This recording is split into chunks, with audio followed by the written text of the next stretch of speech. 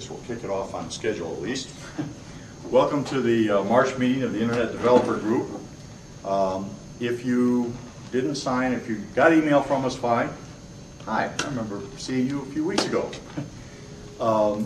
If you got email from us, fine. If you want to be on our mail list, leave your email address, please legibly written, on the sheet in the back there. We'll make sure that you get added to our list. And all you'll hear from the list is what the next meeting is and when the presentations are available on the archive site so that you can go back and look at them. Tonight's meeting should be available within a couple of days, quite honestly. We'll probably be very fast in getting it up this time. And most of the sessions now since October are available on the net and for download on a video basis. Tonight's session should be pretty interesting. With two of our guests in the back here, I heard Judy Estrin comment on the significance of content and the coming battle over copyright of content as one of the big issues coming up that will help define where technology goes. And the day after that, I heard Eric Schmidt make the same comment in a talk at Xerox PARC. So this is a very, very focused area that is going to be a defining area for where the net goes and where the internet goes and what the internet can do for individuals and people. The gentleman we have speaking tonight is now a consultant, but has been involved in many other programs. He spent over 12 years with Hughes, most of it in the satellite business, and was actually involved in trying to take Hughes into some countries. He's done design and he's done marketing, so he's had all sides of that. He later became involved with a company called iMedia up in San Francisco, and I was actually in iMedia at one time. It had some very interesting technology for sending video over RF cables and being able to manage all that, more on the trunking side than on the delivery to the individual side. He's done a lot of work on the financial trade-offs in terms of the net itself. How you deliver information and how can you deliver it most cost effectively. And this sort of resulted in him becoming known and a guest panel member for the Pacific Telecommunications Council. Pacific Telecommunications Council is an association of 200 of the larger telecommunications companies in the world, but mostly around the Pacific region, Pan-Pacific region. They have a meeting every January where they bring people together and discuss the global policy issues and things. They focus more on policy. This presentation was one of many given at that meeting as a panel member in one of their sessions, and we're delighted to have him today. Reed? Thanks, Bill. I was here for the first Internet Developers Meeting group last month, and I remember if the data was right that the audience, while it's modest in number here, and I'm sure not modest in other ways, that the number that attends these meetings over time through the internet is in 500,000 range or something like that. That may be a little big, but it's in the tens of thousands of range, that's okay. For sure. So I'll also say hi to those people. And I kind of imagine this almost as a sort of a C-SPAN in some respects, because this is not, I'm not Madonna up here, definitely. But you remember, C-SPAN is where things are actually happening in terms of the government making decisions. And what my background is system engineering. My first experience with the intersection of, say, technology and entertainment came when I was a student at Caltech, and I went over to Occidental College for my music classes. Alan Chapman, who's now, I think, one of the guys on KUSC, was my music theory teacher. And as I got into my music theory and composed my first piece, he said, "Burkhart, that's a good thing coming engineered out of Caltech." But I've always had interest in the arts as well as interest in technologies. I ended up going to satellites because it seemed very interesting, broad, huge scope. And it's really the first broadband industry. And when I worked on the policy side a little bit there, we were working with regulations that dealt with what satellites could do internationally or domestically and what the rules were for working together with other parties. And what I've really realized recently that has been an item of discussion in this really hot area between Hollywood and where we are here, Silicon Valley, and I wanted to take a showing of hands of what areas are represented, but I'm willing to bet that everyone here is on the technology side. Is that right? Right. By a show of hands, Right. everybody's technology side. No exceptions to that. And so I had the great fortune in January of having some people on the policy side, specifically, you know, there were a member of Canada's Parliament and some attorneys there. So this dialogue actually can be much more interesting to have that perspective. But I brought that in the presentation, and I'd be very curious to incorporate any thoughts that you have from your greater expertise in your individual areas as topics come up that make sense. By the way, are there folks here that are mainly, or let me ask, are there people that are specifically interested in this issue with the type of work that their companies are there doing? And could I get a sense of where you're coming from? What either the categorical organization or the name of it? Primarily involved with internet video production and media distribution. Okay, internet video production and media distribution. So here, with this audience of tens of thousands, we're being able to distribute media to the internet. And the issue that I bring up here, I try to bring it up at a higher level than is often talked about, because there's some very basic and fundamental issues in both telecom and Hollywood that I think are well understood, but some of them are not discussed in a way that brings the picture more clear. For example, it came out last week, the most fundamental issue that I'm curious what you all have a perspective on is internet going to kill Hollywood? Is the fact that there is availability of free content because the internet provides a bypass mechanism, you know, is it going to kill Hollywood? How many people think it might? Anybody think it might? No? Okay. And then on the other standpoint, some people think that Hollywood will be key to getting broadband deployment. Okay, everybody, we have a lot of nodding heads there. Okay, so on the one hand, what we have in the policy making circles now is we have an interest in advancing broadband. Okay, people think that internet is the future and broadband is the future of the internet, so they want to advance that, and policymakers are being asked to advance that, whereas we haven't necessarily seen profits in internet already. And at the same time, in copyright saying, this is going to, the people in Hollywood are actually saying, you know, this is the death knell of our industry. This is going to kill us. And so they're asking the lawmakers to do the reverse. They're saying, you've got to nail down all the screws. They can't be able to allow, you know, the hardware and the pipes. You know, it's got to all be limited in what it can do. And so they're complete odds. And I think that's partly known, but it's not particularly discussed in the dialogue so much yet. So that's what I'm talking about. And the first thing I want to bring up is that issue of the bypass capability in terms of a security perimeter. When anyone devises some type of a distribution mechanism, it always has some ability to be seen or listened to if that's what it's intended to be done at the end. And so if at some point in time you're going to consume it with your eyes or your ears, there is a security perimeter. And outside of that security perimeter, it's in the clear. And if you can make a fairly good original reproduction, and you can transmit it over the internet, then no matter what you do with other technologies, there is a possibility, it may be inconvenient, but there is some possibility you can be circumvented. So Eisner said that just as it's possible to create these pristine images, you can make pristine copies.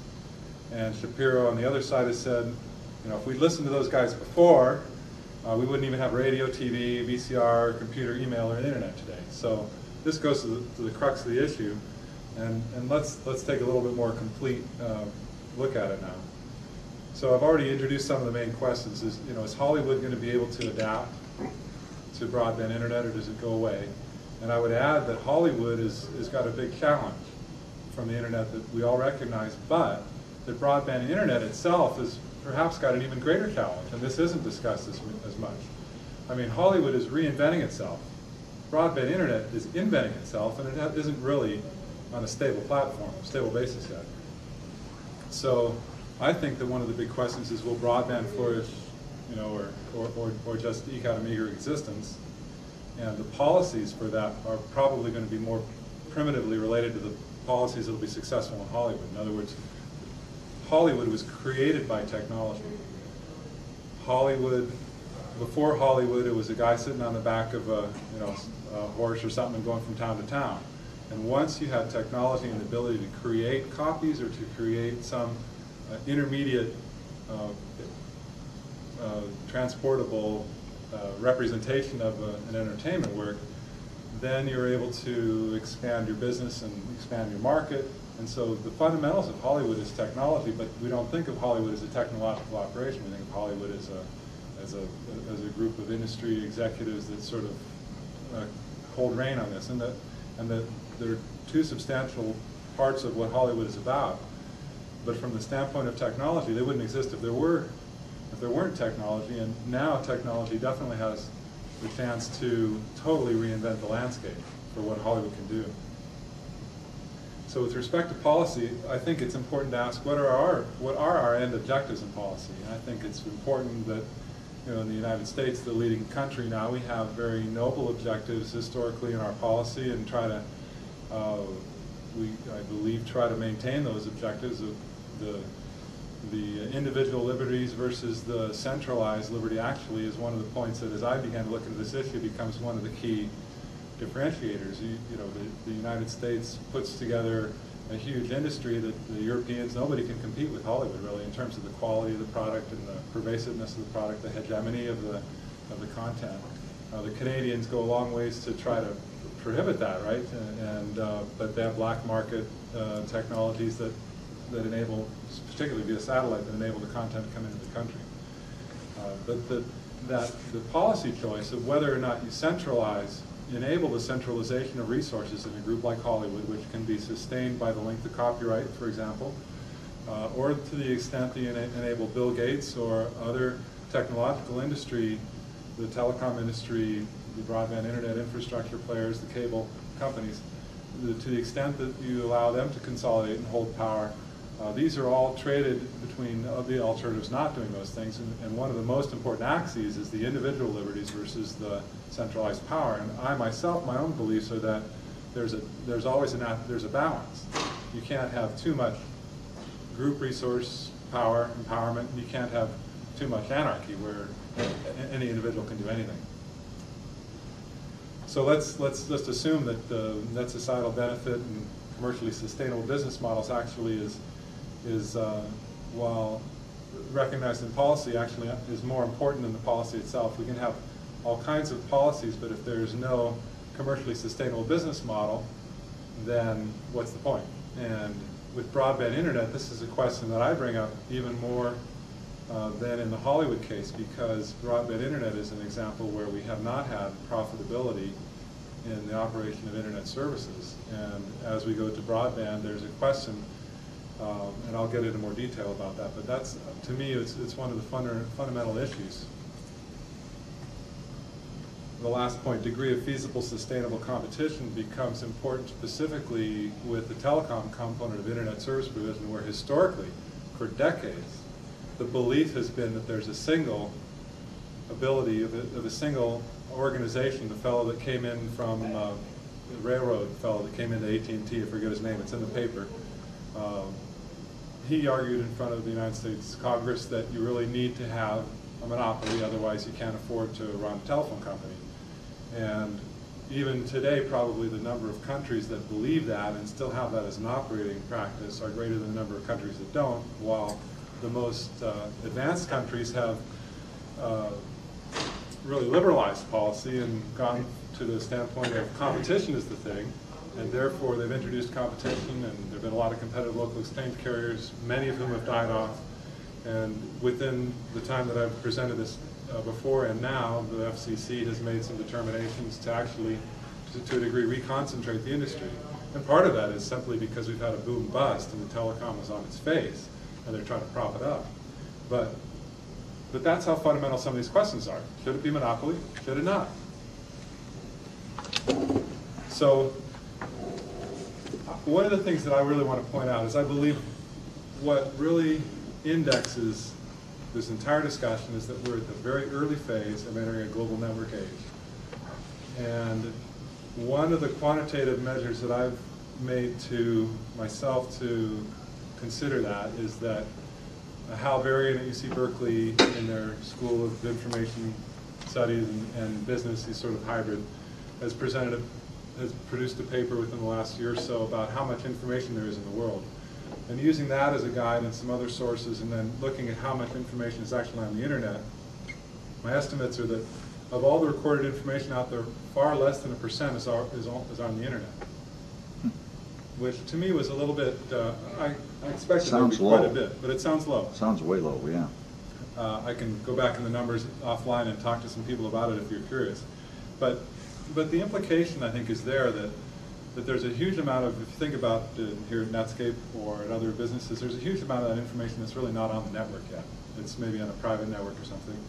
And there's a huge amount of information in the world that's in the paper format, or that's in CD-ROM format, or in VHS format that isn't on the network, those particular incidences of it. And then there's the issue of whether it's unique information or not. But the implication then is that in the future, the growth of the network is still substantial. If we only have a very small amount of it on the network and our traffic is doubling every year, I mean, how long will it continue to go? And then think about the implications for investment to actually get into a stable situation with the global network age, where virtually everything that we would be doing encountering information could be done via the network. And I truly believe that while we've all lived through the last decade of hypergrowth, that we're still at a very, very primitive stage in terms of the maturity of both the volumes of information flow and the status of the way the architecture works. So, question, maybe not all the information on the network, but maybe all the important information you might want to look up is on the network. And, you know, where's the room for growth? If you got everything, you know, you need, that's one question. Another question is, there's some things on the network you got to pay a few bucks for. And so, you know, if you want to download certain books or certain papers, you got to pay something, which is a nuisance because you got to give somebody your credit card and you don't want to get spam and give them your email address. Even though the money's trivial. It's a good point. There's a fellow, Andy at Lisco, who I really like his readings. He's now at University of Minnesota. He'd been sort of a chief scientist type at AT&T. In their mathematics department, he's got a cryptology background. He looked at the economics of information flows, and one of the historical points that he brings up is that the post office, the United States decided to use my letters to you and your letters to one another to subsidize bulk mailings. And they did that because they figured they needed to have a core center of society that was established by the type of bulk mailings of newsletters and whatnot that gave an identity to our society. But that in fact, the real value that was present on the network were these individual communications. And I want to bring that up when you bring up this issue about how much information there is in the network, because one of the questions is really whether Hollywood and broadband are kind of the things that are there together, or whether Hollywood's just some small part of, kind of like the mailers. I mean, how much of Netflix is on the mail system today, rather than a lot of individual communications. So if broadband, if it becomes important to have video-to-video meetings, then there's a huge volume of bits that are not yet present on the network.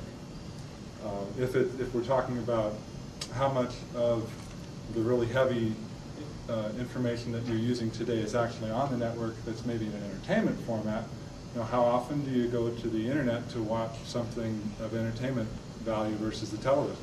Never. Okay, because the network just hasn't grown in its capabilities yet to really to do that. I don't know, some people spend a fair amount of time there. Ask a teenage kid. Right? Yeah, ask a teenage kid. He spends all his time on the network playing games, which is an entertainment, hopefully. Okay. Then there's another source of information on the network that you don't count when you say there's only 1%.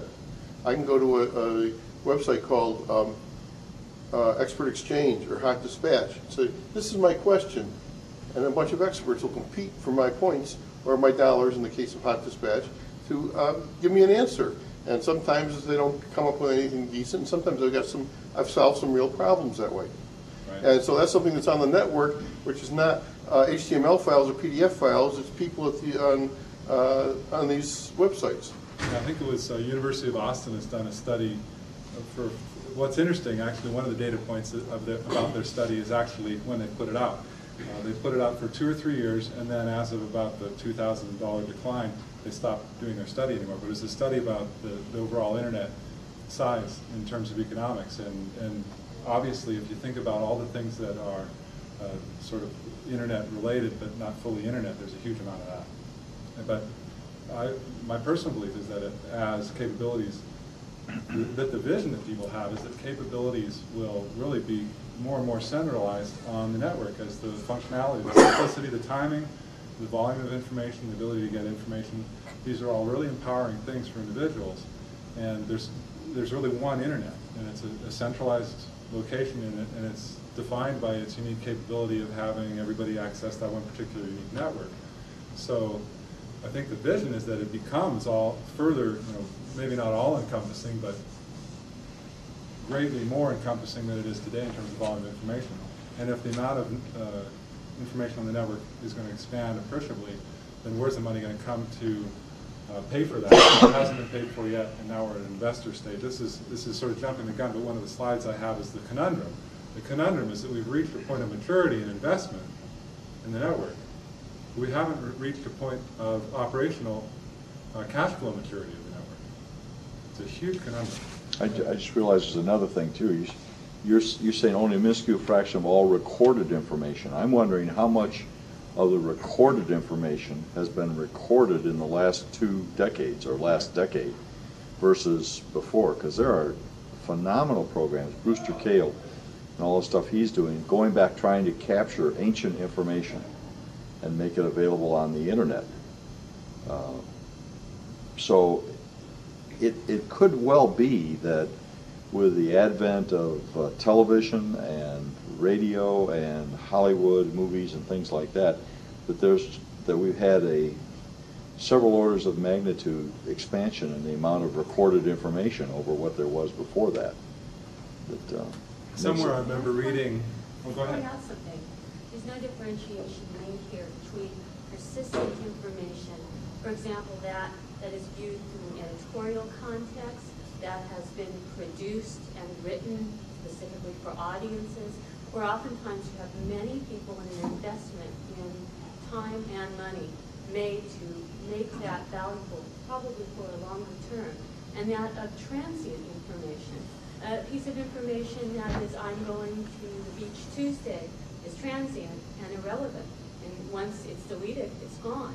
A piece of information that says, this is how to fix this version of software, becomes irrelevant when a new version or new patch comes out, people generally, and doesn't persist much longer.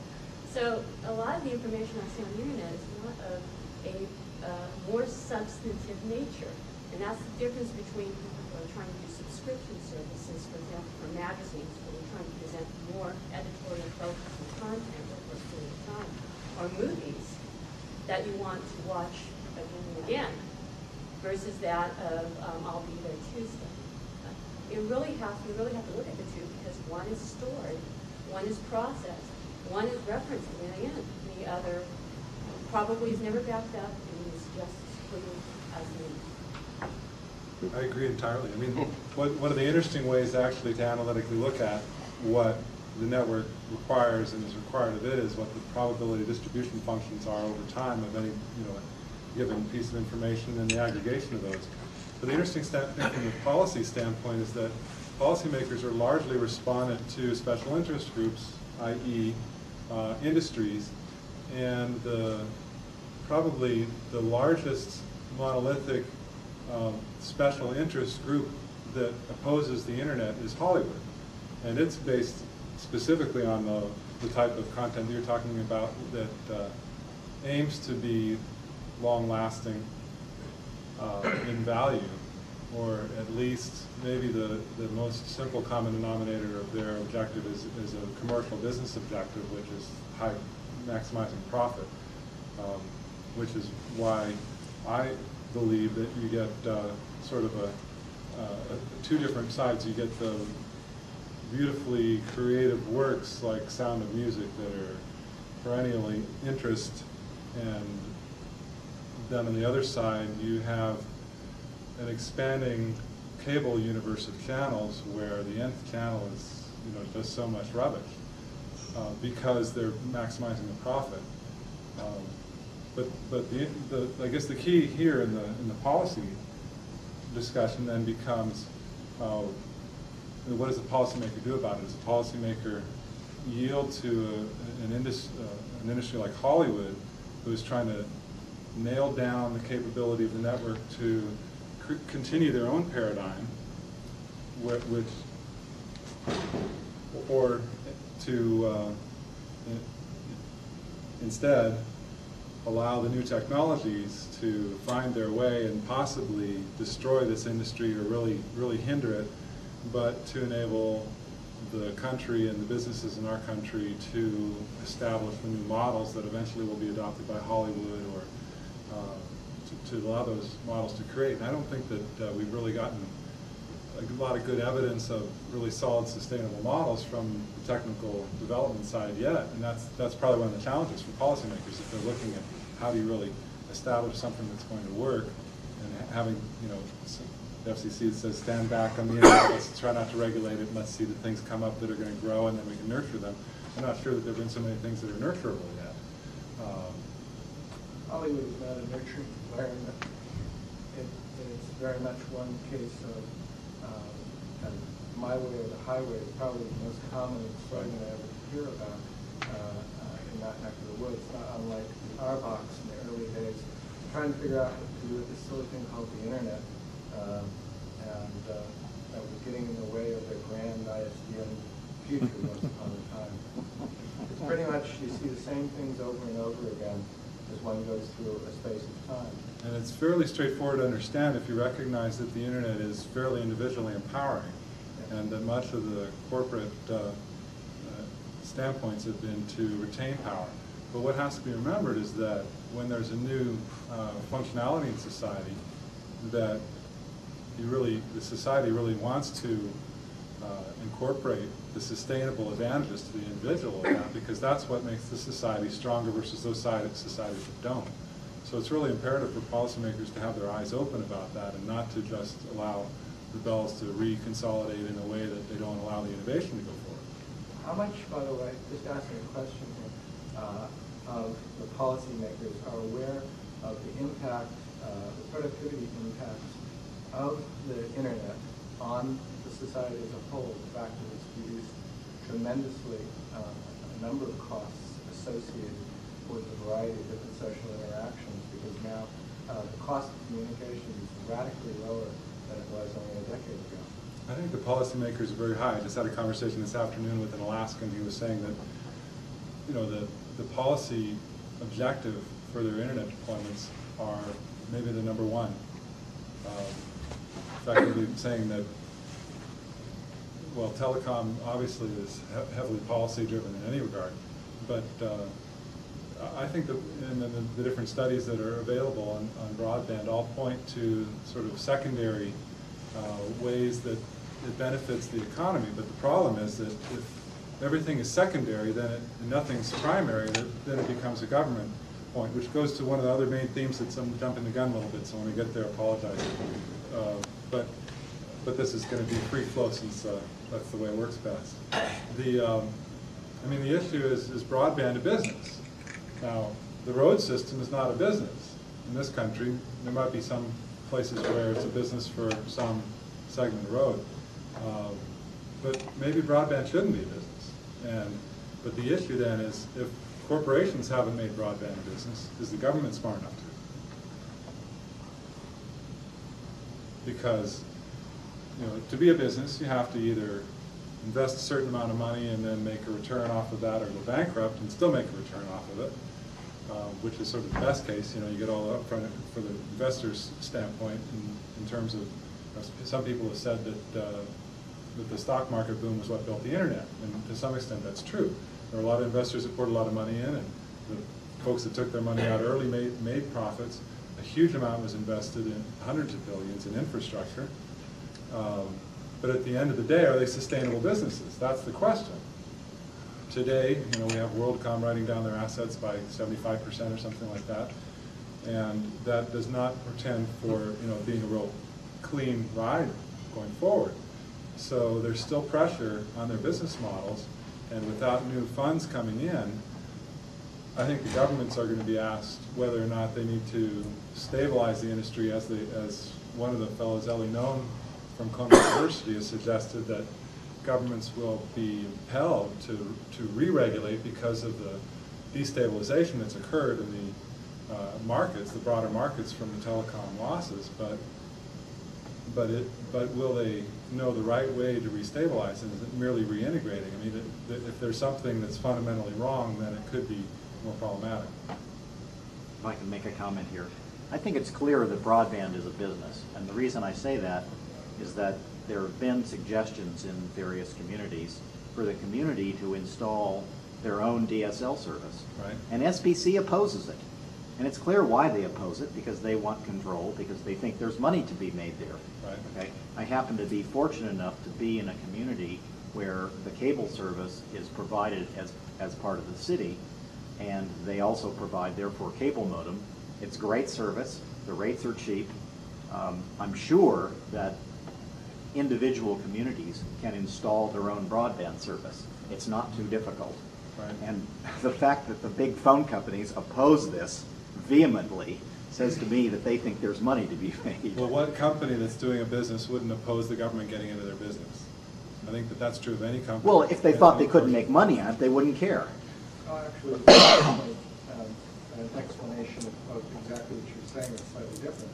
Okay. And that is, right now, the phone companies are losing a lot of money to traffic that's being siphoned off on voice over IP and stuffed back up through DSL links, among other things. And so what's happened is that now they're competing with their own core network. Yes. They can't charge a premium for voice anymore, and that kind of cuts them to a quick. So they don't want to compete against themselves at under their own price point. They're actually under cost more than anything. And that's a real killer for them right now. So they may take out the threat, knowing that long term they could lose their entire business that way because of pricing difference. Right. That's a challenge for broadband, because the price of a broadband bit is much cheaper than the price of a narrowband bit versus the price of a telephone bit. But I'm just not sure what's going to come out. I think there's a huge amount of activity, not only at the municipal level, but at the county and regional and the state. I think it's still true that businesses think broadband is a business. I don't doubt it, and I believe that we're in the sort of we're still infatuated by the boom period, even though we've reached the bust period with respect to investor sentiment. I think that there's the conference in January, PTC, people couldn't agree about it, virtually anything. I mean, the definition of broadband, how it should be regulated, whether there was a business. There was no agreement. There really was no agreement other than that it's got to be the future. So I think we're at one of those phases in the development of this global network age where, because of the requirements of the bust, there's going to be forced sensibility, economic sensibility, but the aversion to risk means that fixes are also going to be difficult too, because if the fix is something that's out of character and requires further investment, then it's going to be harder.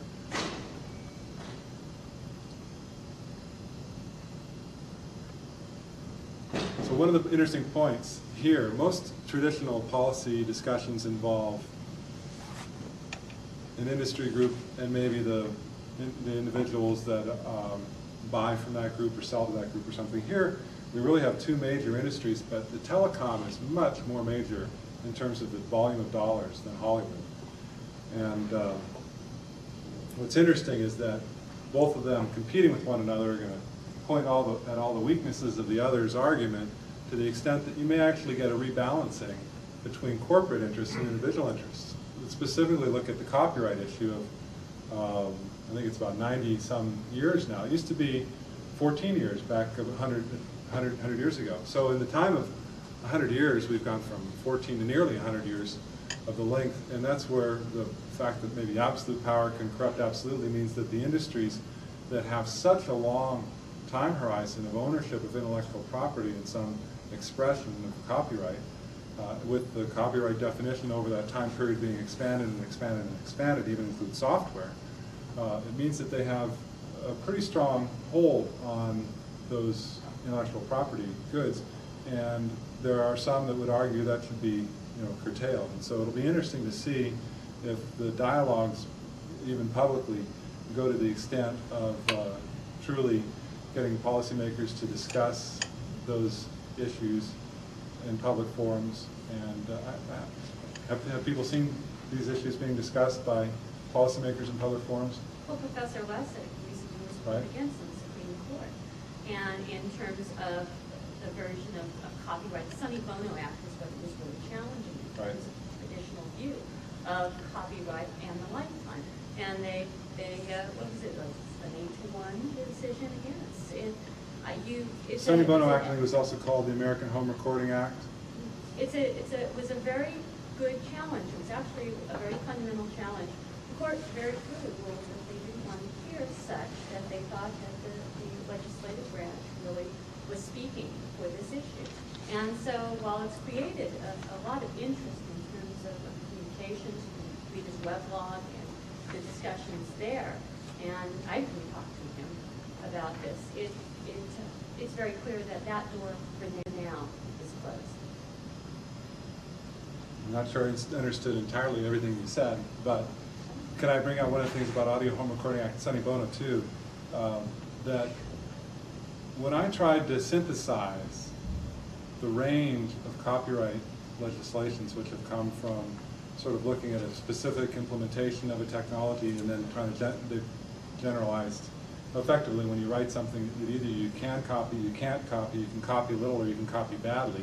Those are kind of the range of real distinct types of regulations that come out. And the regulations really span the spectrum, and the proposals span the spectrum, which tells me that there's not really a strongly centered approach to whether it's a good thing or a bad thing. In some cases, you can copy as much as you want, but the intellectual property industry actually gets money from the sales of the units of the. I think that was part of the Sonny Bono Act, was that the tape machines and the cassettes themselves, there would be a royalty. His issue was one of the extension of the time. Specifically the length of it. Yeah, specifically the time granted, because under the original part of that act that constitutional extended acts, this was actually a very constrained period for certain competitiveness reasons of exclusivity. And Congress didn't want to hear extended. shortening it.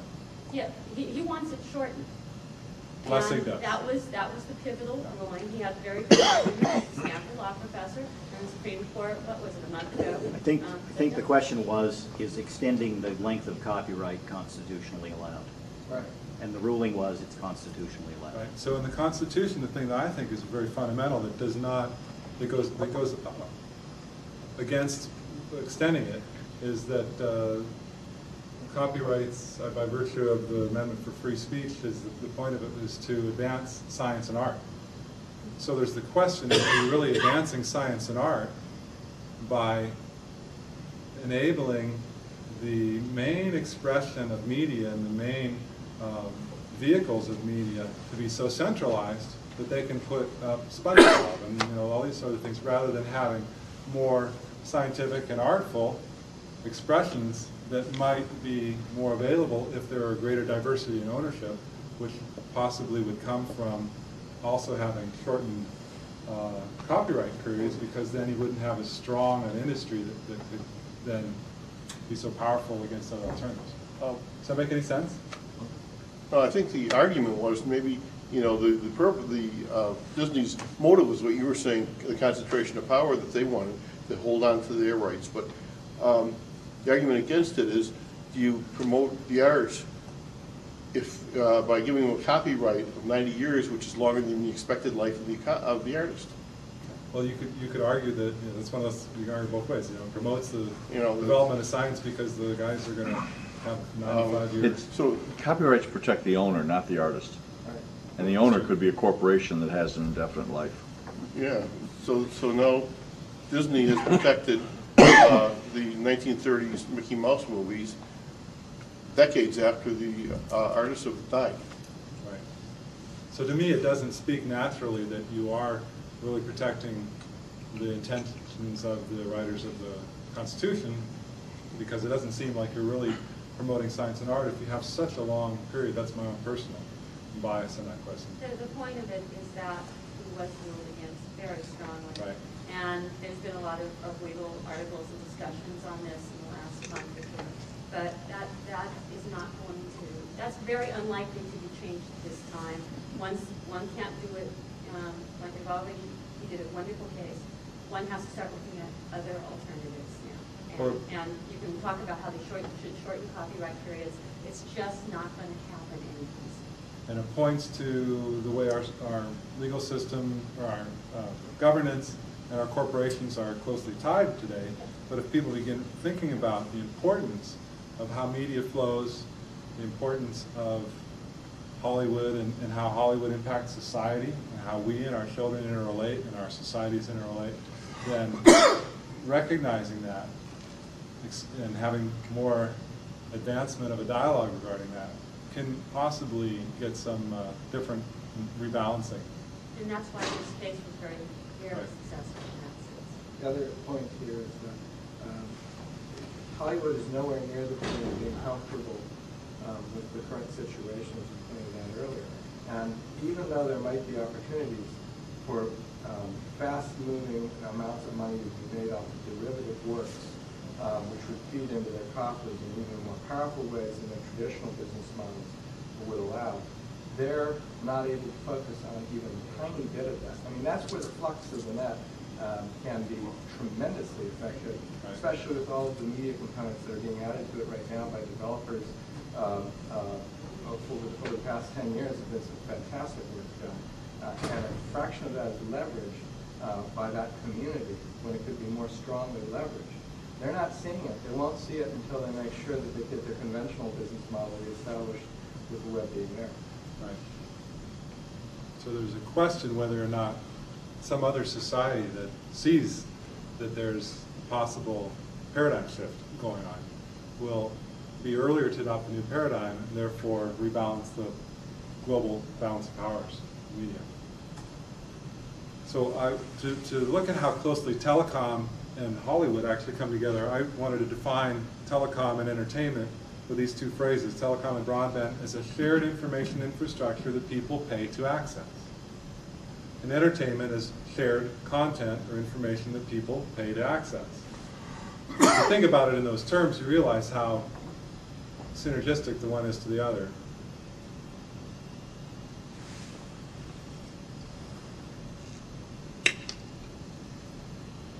What's resulted then have been the regulatory regimes in telecommunications. When those telecommunications industries have primarily involved entertainment content, there have been a lot more there have been a lot more things that relate to the interaction and the codependency to program access rules for cable operators, must carry ownership limits. So there's already some reflection of the codependence, but we're at a stage now where we're even dealing with some more fundamental issues, whether or not broadband is a business, whether or not it should be a monopoly or not a monopoly. And I think Hollywood is a major force in this mix. So I've already stated this, that no matter what the policy field may be, there are things that are more fundamental to whether or not the business will be successful, either broadband or some Hollywood business relating to broadband, that has to do with whether or not the technology is sustainable economically, whether it'll work for the functionality. So today we don't see video over the internet very much because it basically doesn't, for the most part, it doesn't really work. It may actually work over a DSL link, but there's a nice paper by Jay Kim, who was with Paul Kagan and Associates, who's now out at Sandler Capital, that talks about the economics of the video delivery serving it up. It's not that cheap.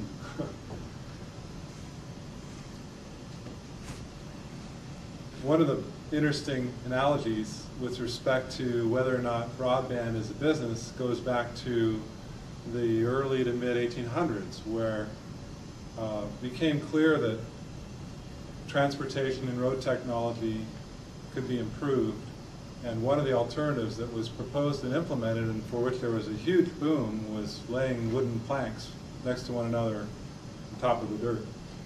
And it obviously offered much greater convenience and speed of travel.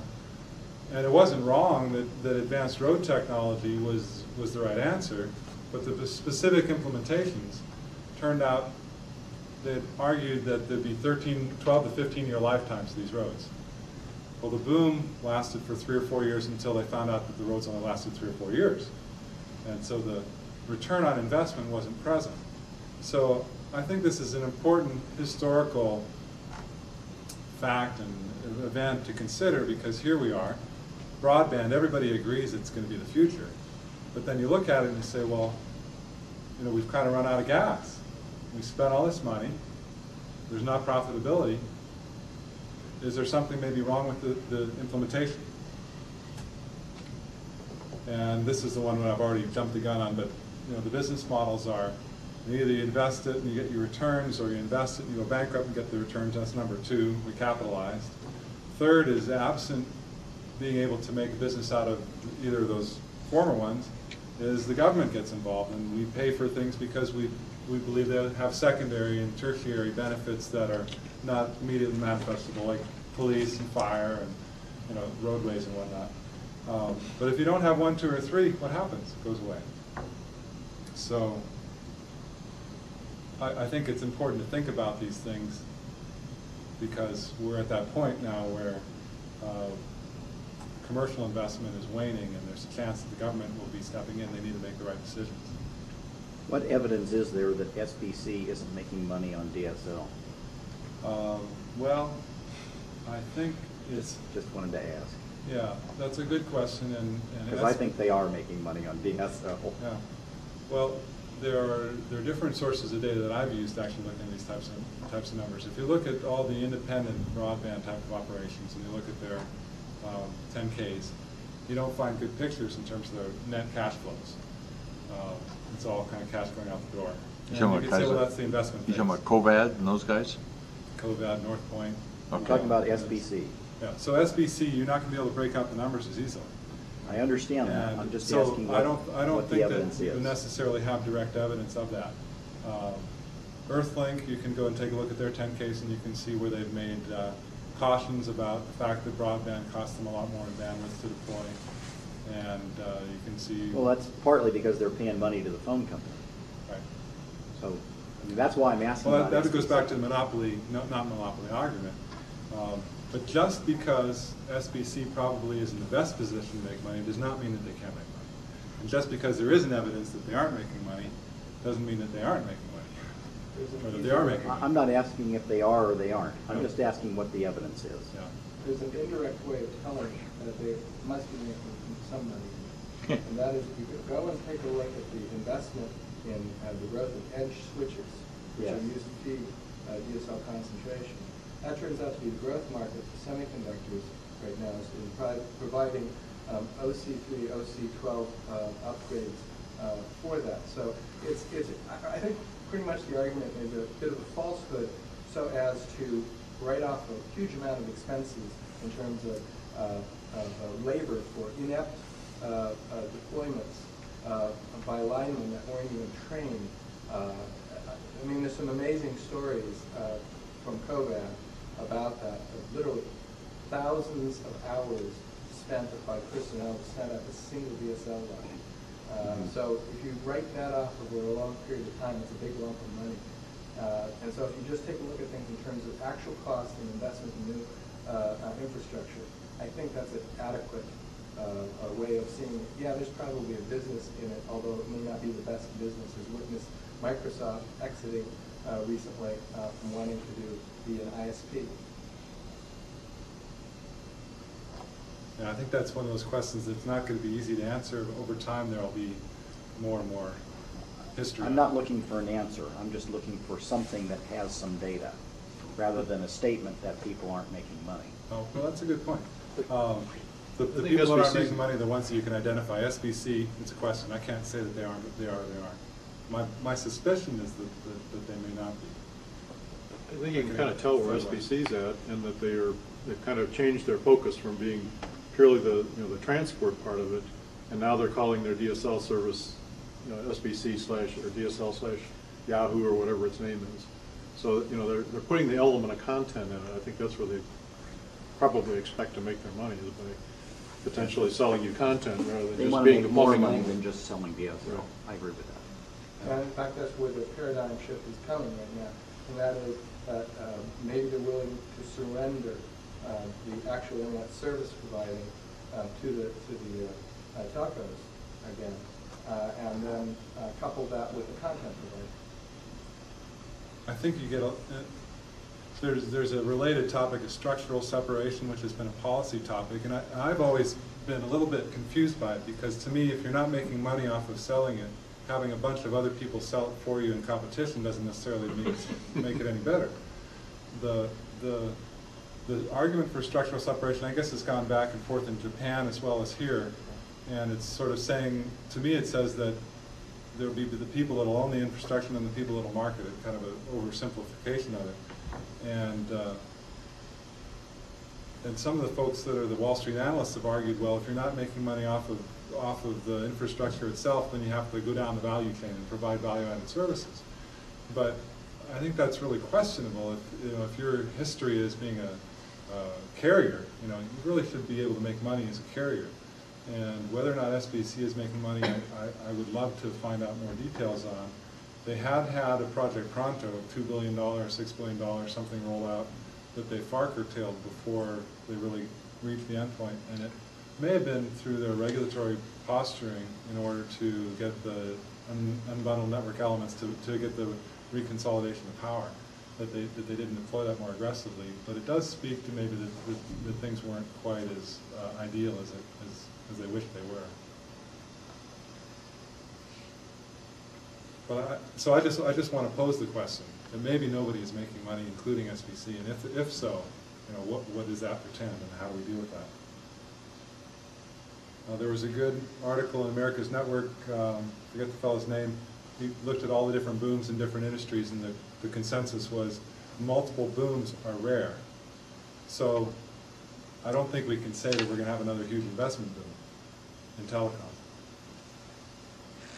And clearly, if the boom ends before you reach economic self-sustainability, then you may have a problem. So there are a lot of huge issues in telecom, whether it's monopoly or competition. There's always been this issue of universal service, which becomes a subsidy type of an issue, technical interoperability. All these issues are really behind broadband. It's very complex. Some countries are investing in research. The United Kingdom had a study where they actually found that the problem was not enough content. That's what they concluded, and so they're actually investing in developing content. I'm not sure if that study was right. It doesn't seem to me to ring quite true. Ellie Noam has said, well, you've got this WDM technology, and it's costing N+1 guy so much less than N guy, that you get this just natural inherent instability in the ability of carriers to deploy infrastructure and get return on investment. You used to have 40-year depreciation cycles, now you got 5-year depreciation cycles, or less. And so he says, bring it back to monopolization, perhaps. And I'm saying, just sort of an offhand comment has occurred to me, well, it reminds me of what Alan Greenspan does. If you've got something that sometimes you have too much and too little, you don't just say, okay, 1980, Telecom Act in 92, this is what it's going to be, and then 10 years later you change it. Maybe there is a real role to have the Public Utilities Commissioners being a little bit more monitoring on a more incremental temporal basis, so that you really get a better outcome. So after all, there are huge sums that have been put to risk here. Hundreds of billions of dollars, and some people have argued that the broader economic malaise of the country is a result of the telecom malaise, and that it's not going to be solved until that problem is solved. In other words, that some people have argued that the telecom problem, it's really not understood, and that the markets are understanding it to the degree that no one's investing in it anymore. All the dollars lost by investors, as well as the bank loans, means that the banks are hurting and everybody else is hurting, and that it's going to continue perpetuating until the telecom problem is solved. That's one person's take on it, Roxanne Guggen.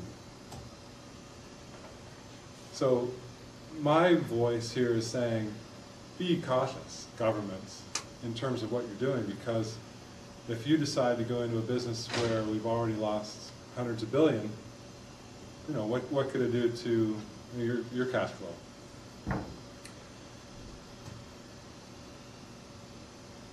again, reiterating the perspectives, the content community is saying, okay, folks in Washington or Moscow or wherever, you know, we have to hold the manufacturers of electronics and the telecom companies accountable for every little copyright infringement. They're going out and they're suing everybody and their cousin that they can to try to stop what's happening from the circumvention of the traditional delivery approaches where they monetize. And on the other side, the content community, more powerful in terms of the dollars coming in, but I don't know in terms of lobbyists, probably also more powerful. They're saying content always has and always should flow freely over these public networks, and the liability is not an issue for the operator or the manufacturer. It should be an issue for the end users. You know, it's not the gun that kills people, it's people that kill people. And I think they have a point.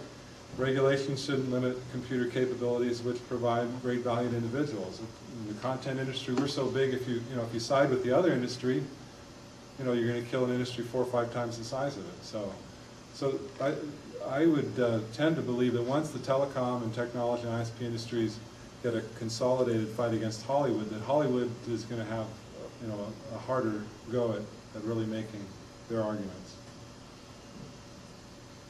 Just a curiosity thing, do you know whatever happened to that RIAA honeypot that was set up? There were a bunch of ISPs that, if the RIA made good on their promise to come in and look around in their customers' machines for copyrighted materials they shouldn't have, they were going to wreak havoc on it, destroy them, and the some ISPs were setting up a place that they would fake out the RIA. You wouldn't be where you thought you were. You would not be in your customer's machine. You would be in their honeypot, and they'd be tracking what you're doing. A honeypot is something that's done in firewalls to see how people behave or misbehave. So I knew about it about 3 months ago, but I haven't heard anything recently. I haven't heard of that specific approach. But was it the, I forget the name of the fellow who had the proposed amendment that would effectively enable RIA and others to... Yeah, that was a California legislator out of down in the LA basin, Malibu, someplace like that, Malibu I think. But anyway. To allow them to write worms or something and destroy people's hard drives or something. And it wasn't just that they could do that, but if they accidentally screwed up your computer, they weren't liable. Right, exactly. Whether you were ripping off files or not. This was not tied to him. I don't think these are going to fly with the American public. This was not, well, this was not tied to him. I do know it was somewhere out of the Northeast, so it was quite a ways from Malibu. No, I don't understand this. If somebody puts, you know, copyrighted material on his website and says anybody can take it, and how's the ISP going to hide that from Hollywood? I don't think they were worried about websites. Your machine. Peer-to-peer. Oh. Your Windows machine, we're going to come visit. They wanted the right to hack into your computer and do whatever they wanted. But they're worried about everything. And they are worried about everything. They've shut down some sites in China that have been like Napster, right, already. They've gotten the ISPs to block those destinations. Can they do that? If I'm just on the network and I've got my personal firewall, Zone Alarm running, can they get in? Zone Alarm says no. Gibson Research says no, they can't get in. Can they get in anyway? They can if they go in through a peer-to-peer program that you've already enabled. Oh, no, okay. Well, I have it then, okay. Or through a Microsoft virus or They hijack it. through the XP Windows Update mechanism. We don't exactly know how they're coming in. They aren't going to say. They think they're more respectable than the average hacker. Can you imagine the political backlash once? I think that's an approach that they'll be reluctant to take, to really do something that would cause problems for a lot of people if they, got called on the carpet. Well, it had to have been stated somewhere they were going to do it, or they would not have set up this honeypot. Given that they haven't been able to keep their website up for the past several months, it's hard to worry too much about it. Right. It's not a real risk. That's their main Yeah, that was website. one of them. They changed again a few days ago. Another point on the DSL, is DSL really broadband? Good question. right on the ragged edge of it is. I mean, it's the next step, but, I mean, isn't there always another step down the road? This is not linear like this, but this is just to show you, how extreme this growth has been in terms of the length from 14 to 95 years copyright. It's pretty substantial. One of the ways that I view the right solution to this is that while Hollywood may look for content totalitarianism or imperialism as total control, and maybe Napster could be argued, and some have said, taken issue with me for the use of words here, maybe Napster says that, content anarchy is the right solution. Anybody can have anything and just make it as easy as possible. If that's what content anarchy means, and Napster wasn't exactly like that, but if you imagine the content anarchy as that other opposing end of the spectrum, I mean, it seems natural to me that this is one of those issues where we just have to find the right balance between those 2 points. And let's call it content democracy. A balance between content anarchy and imperialism that accords to individuals substantial benefits from the technology short of content anarchy, while according to corporations substantial benefits of the technology short of the totalitarianism and imperialism. And I think that's really what has to come out, but in terms of how it actually gets implemented, it means that the folks with the business models that's cratering have to find a reasonable business model, and then the protections that come in have to be not so complete that they can just run ragged over everyone. And there's some self-policing things that happen there because people just, they'll stop paying once the rate gets so high. And some people have argued, that we're at that point now in terms of the prices of DVDs or something. They believe, it's just a huge ripoff, and if that's the case, then that's the natural supply and demand balance point that comes out of it. But from a policy standpoint, there are probably some very clear delineations you can make in terms of, is it reasonable for Napster to be able to do what they're doing? Can you permit that? It was closed down. To me, it seems like maybe it would have been better not to have been closed down, but to people to look at this issue of how do you actually blend its capabilities for copying with what Hollywood's objectives are, so that you don't totally destroy Hollywood's objectives, but you don't also destroy the ability to leverage that type of technology. They've already gotten an economic discussion of that in terms of consumers. They just announced the other day a study that said that people would be willing to pay essentially double the amount of money to avoid copy protection. When offered the difference between a $9.99 DVD that was copy protected and one that was approximately $20 that was not, said they were willing to spend $20. So you've already got an understanding of what the consumer is willing to pay for that additional freedom, and that's actually a good way to start in terms of the business model. Since most people, honestly, aren't into distributing DVDs or movies for profit, which is really the key point that you want to stop. Exactly. I think that's the point, is that there are natural technological capabilities that are going to be natural. If you do it a certain way, it'll either be a huge problem or not. And I think that, and what I'm saying is maybe in the case of Napster, the fear was so huge that they just shut it down rather than trying to tweak it a little bit more. I think you're right. And a lot of people are, that's one of the points I think Bill pointed out in his introduction here, is that there are companies that are not being financed in the Valley because the fear is lingering, that they'll just be killed.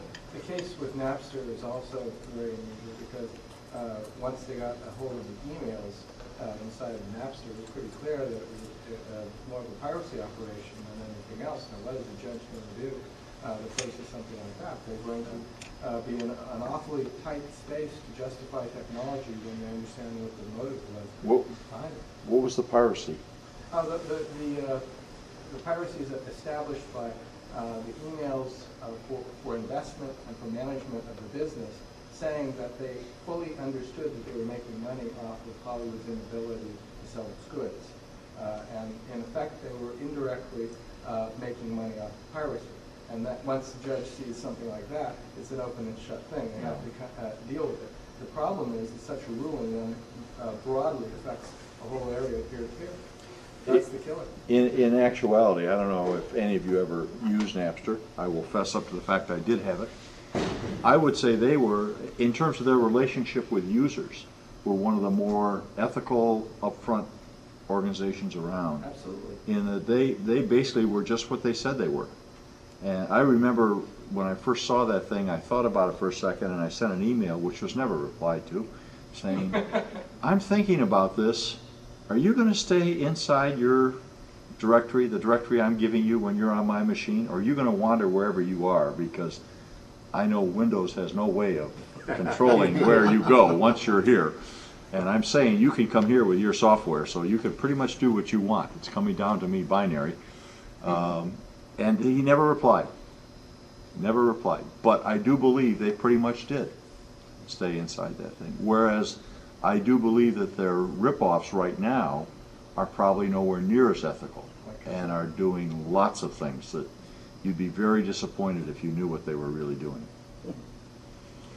That reinforces the point that Jim was making before the show that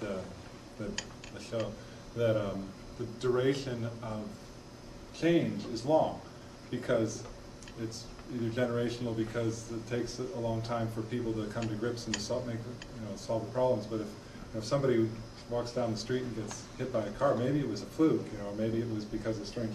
But it means that people aren't going to be walking down the street for a while before they get the courage or other things come up.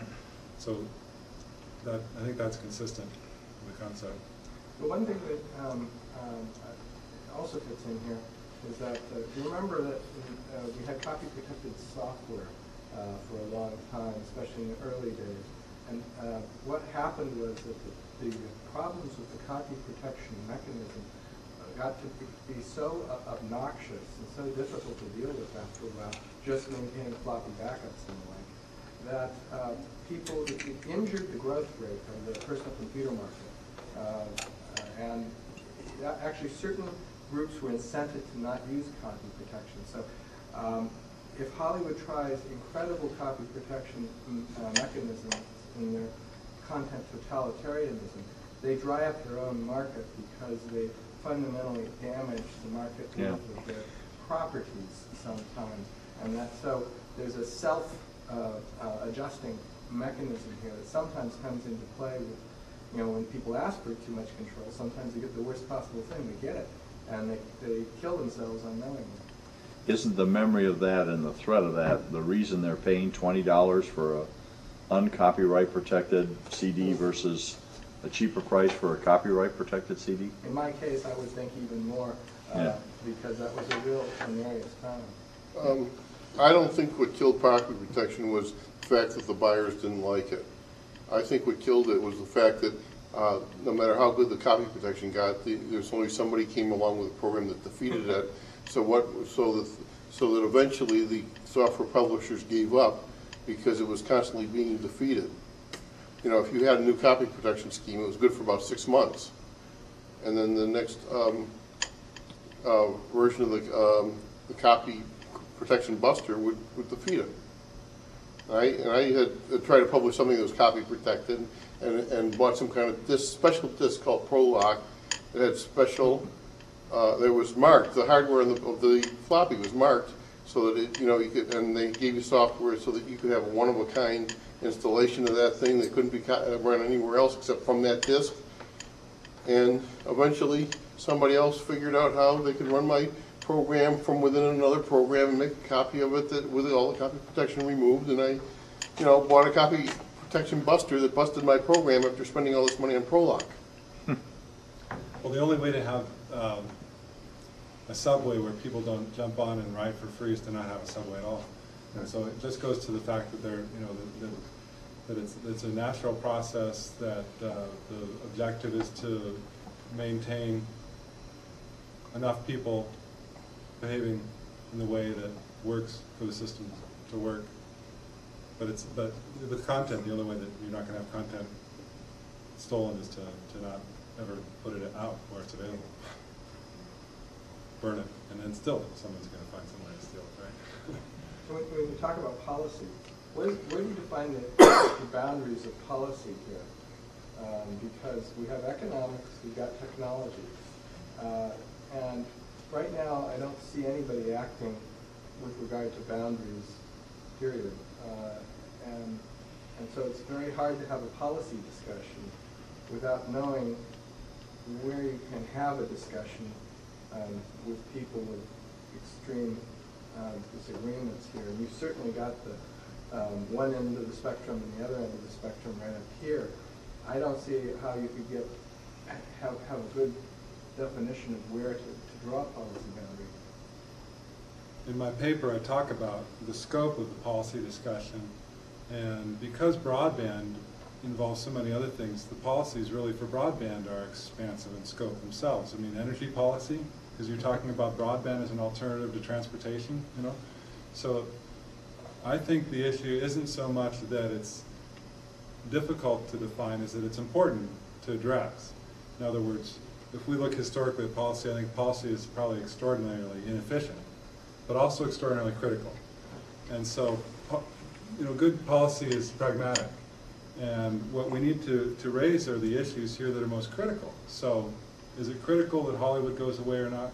That probably is critical. Is it critical whether telecom survives or not? That's probably critical too. So, I don't think that the politicians necessarily will have a hard time finding something once it's articulated that there's a problem and it's clear. You know, there'll be all people addressing it from all different directions. I think that's evidenced already in broadband policy that there's so many proposals. What I think is clear from that is that people recognize that it's important to address broadband, and they say, okay, broadband, that's the policy.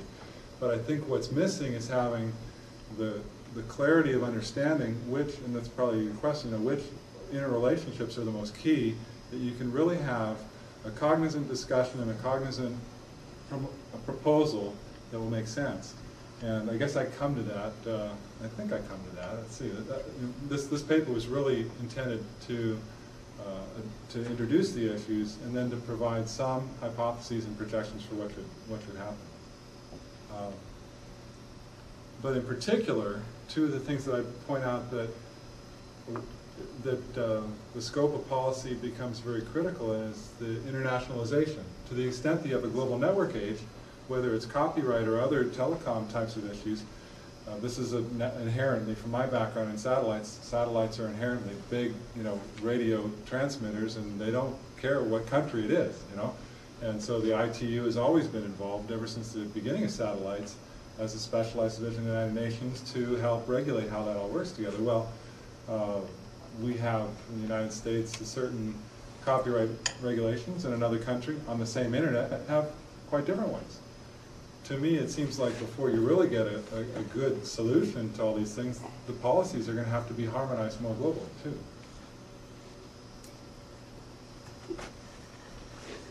So we've talked about this. The fundamental problem for Hollywood is that, maybe I haven't explicitly stated this, is really important. It's the marriage of a general purpose network, the internet, with a general purpose terminal. I mean, maybe this is one of the keys to answer your question. That, you know, what's the problem for Hollywood is that the technologies that have been produced in the last couple of decades are uncontrollable, virtually uncontrollable, virtually uncontrollable. And so their approach is to say we got to regulate that they're going to be controlled, and that probably is going to be a really difficult thing to get the telecom industry and the lobbyists and the regulators behind them to just sit down and say, okay. So, but it's a really fundamental challenge. And so, you know, can you imagine that computers in the future are going to no longer be general purpose? Sadly, I can. Yeah. Okay. We're seeing a lot of too. specialized devices.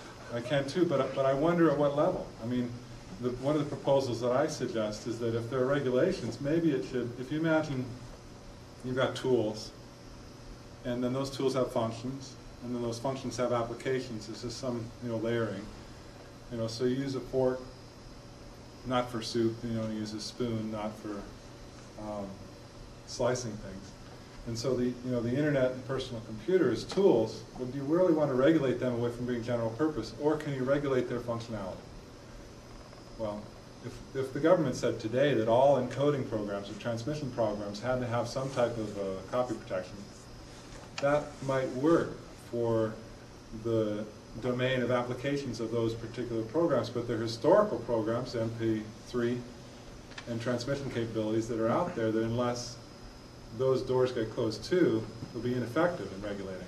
So to me, I think the real solution is that technologists that understand all these types of things will come up with a solution that Hollywood will probably never come up with themselves, but will begin to appreciate at the point in time that solution provides the end users greater functionality, that they can actually prefer using that over MP3s, for example. So something about it provides them greater functionality. But along with it is embedded the types of controls at a level that can be regulated. And I wonder whether or not the general purpose computer can be regulated out to be not general purpose. Maybe commercial influences could make it not general purpose, but I suspect it would be, I mean, the whole beauty of it is that it can do so many different things.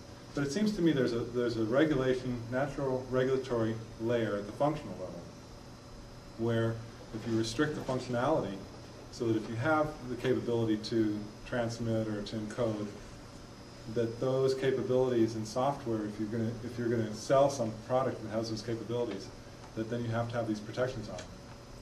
It seems to me a much more natural way of going about it. What are the More natural than what? than trying to say, okay, the computer itself has to, the fellow that proposed, the congressman that proposed the computers, all computers should be inhibited from being able to make comments. I mean, that, so I just can't believe that that's going to fly or that makes sense, but I can believe that it might make sense to regulate software and say that if the software is going to have X, Y, Z capability, it also has to have A, B, C capability.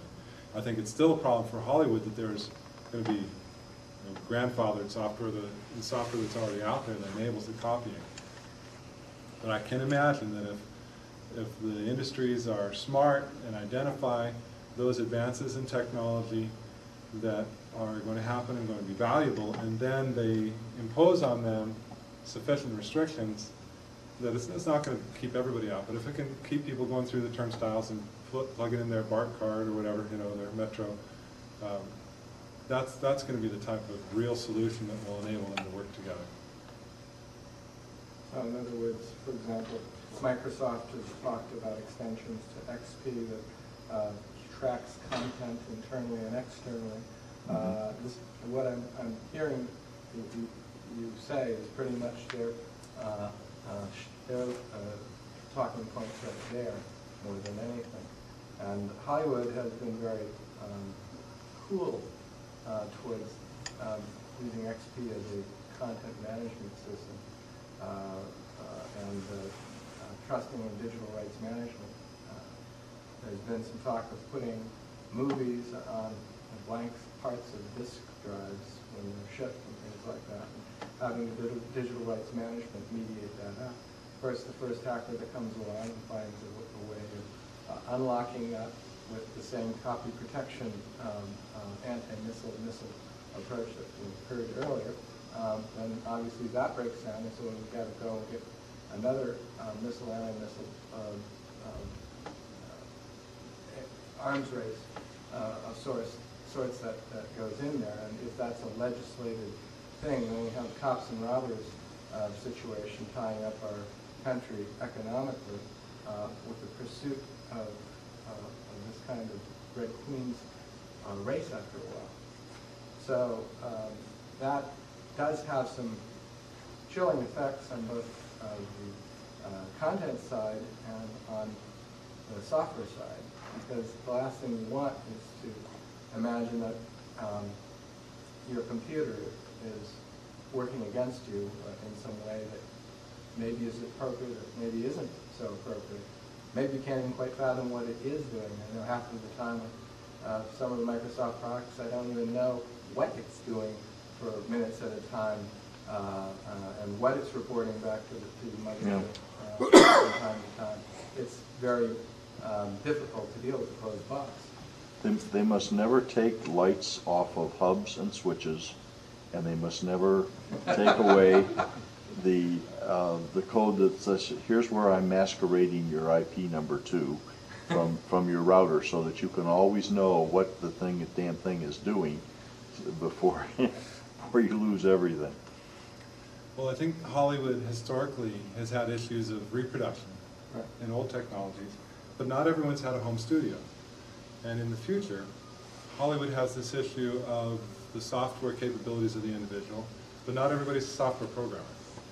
But what's particularly interesting to me about Microsoft and their business model is that their business model is predecessed on controlling software.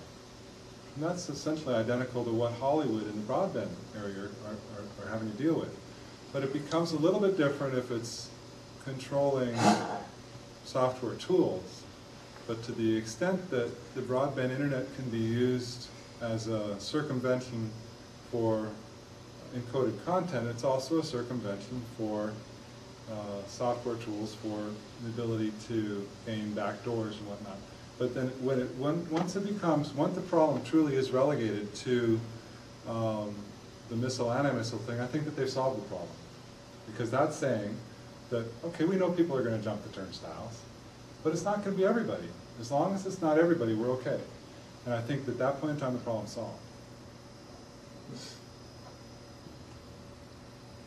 So the range of approaches to copyright policy I've already mentioned is no copying permitted, bad copying permitted, a little copying permitted.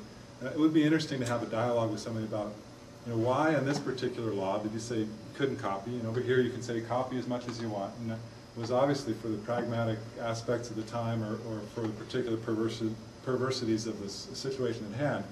But one can imagine that you'd like to think that maybe there would be a consistent approach, if you're basing things on some sort of a constitutional argument, that either you should be able to copy or you shouldn't, or if you can copy a little bit, it's somehow defined.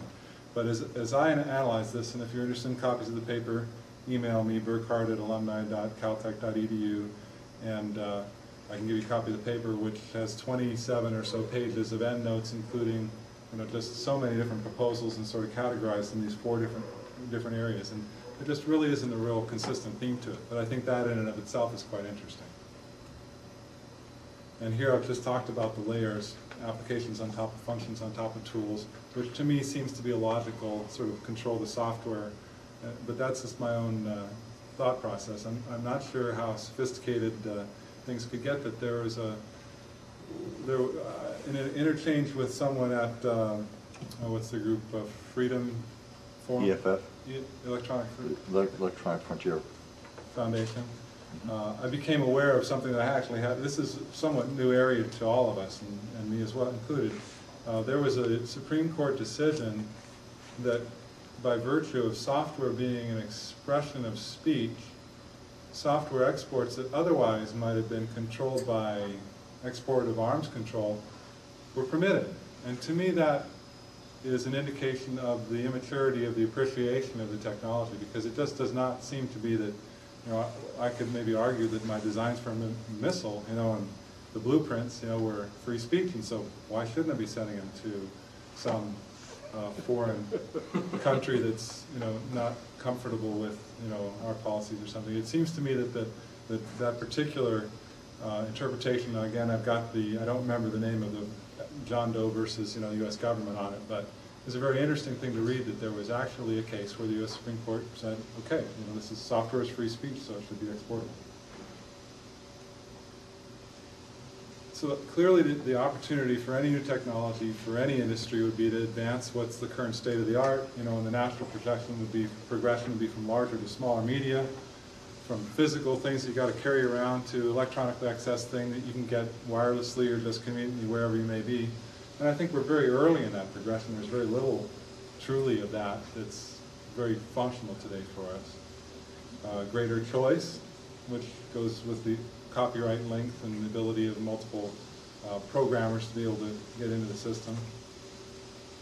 And particularly, and this is important with respect to how this missile, anti-missile strategy, or how the competition to really control, there's opportunity for new business models, and that's going to be key as well, because when there's greater functionality in the delivery mechanism itself, that I think inherently has to be knowledgeably exploited for it to be effective. And so there's room for a lot of creativity there. The conundrum I've already mentioned is that, and this just reiterates that underlying Hollywood's ability to exploit broadband is whether or not there is a broadband, to what extent it's broadband, to what extent it's sustainable. And I guess my conclusions are expect the unexpected for a while still. I think that if it's a gamble that telecom's going to turn around just because we've undergone a bust, it's still just a gamble. And that needs to be looked at fairly carefully rather than just having investments in what seems to be the path of least resistance. It may not be the path of least resistance. It might be the path of least resistance might be right over the cliff. And as always, it's better to invent the future than predict it if you can manage to do that. And but nevertheless, I'd like to make a few predictions. Again, business not as usual will continue in both Hollywood and broadband telecom. Hollywood, I believe, is going to continue to weaken from this illicit copying until someone outside Hollywood comes up, you know, and there have been a lot of people, but these solutions that come up eventually emerge in a realizable form, in a way that actually adapts with broadband, and implicit there is broadband's problems also get solved, and that is a key underlined 3 times sort of statement.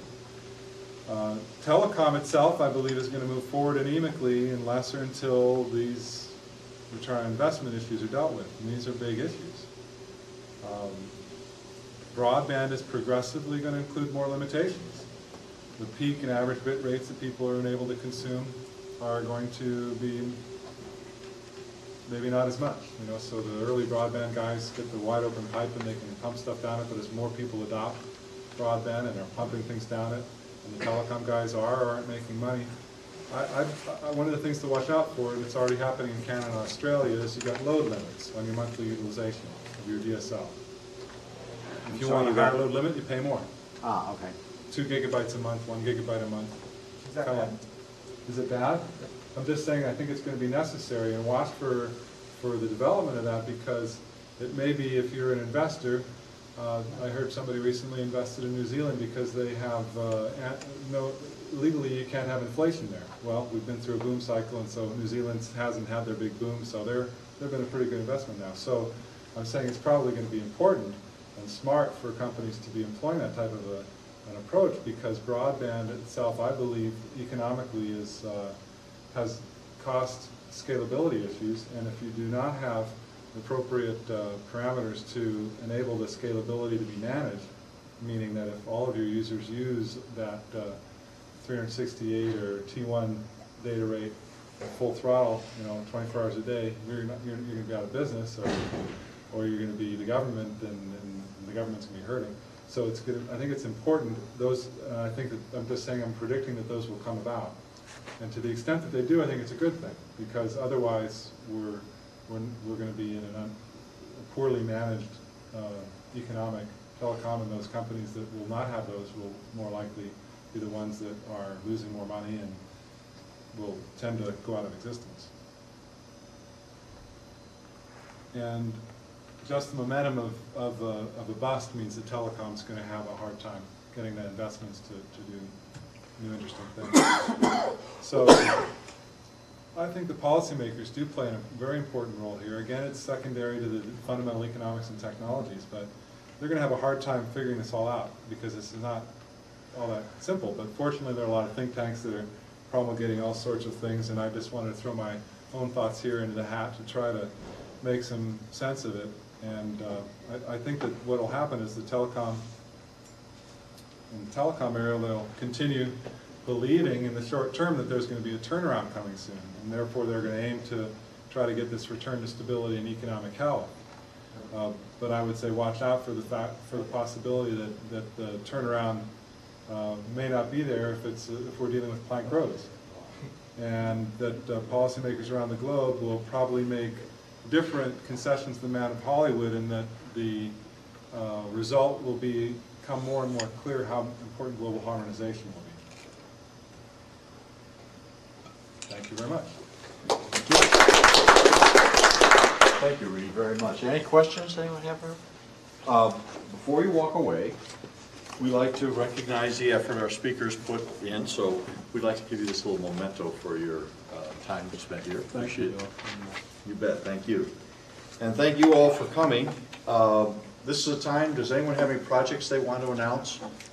It's like going on record. Can I make a comment about the talk? Sure. Towards the end, it occurred to me that the whole technology issue is kind of a side issue. What I see as the major issue is that the entertainment industry realizes that the value that they have, the only value that they have, is exclusive control over their content. And anything that threatens that, they will fight tooth and nail to prevent, whether it's broadband or computers or what have you. And if we focus the discussion on the technology, I think we're sidestepping a real issue. And we got to bring that up again and again. Let me add to that, because you know,